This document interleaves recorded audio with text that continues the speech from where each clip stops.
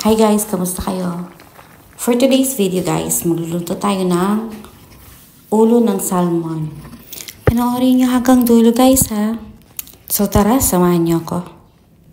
Grabe na palang mga bilihin ngayon guys. Sa halagang 100 pesos, ito lang na mga gulay nito ang nabili ko. Kangkong, sitaw at okra lang pala guys yung sinahog kong gulay dyan kasi yan lang din naman ang gusto ng anak ko. Prepare ko lang tong mga gulay guys. Pag isda pala guys ang niluluto kong sinigang, naglalagay ako ng luya. Pero optional lang guys, nasa sa inyo na kung gusto nyo lagyan or hindi.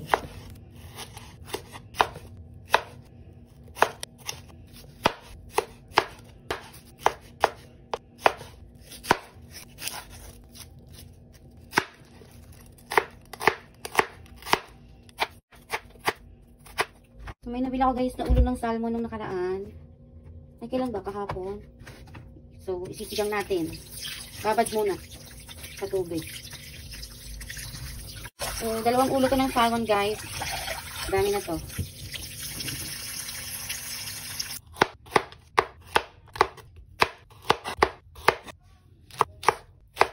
So, pinahiwa ko pala dyan guys yung salmon. Kasi matigas siya, hindi ko siya kaya. Masakit sa kamay. And then, nilagyan ko lang ng salt and pepper bago ko siya iprito. Yes guys, nagpiprito po talaga ako ng isda bago ko siya isigang.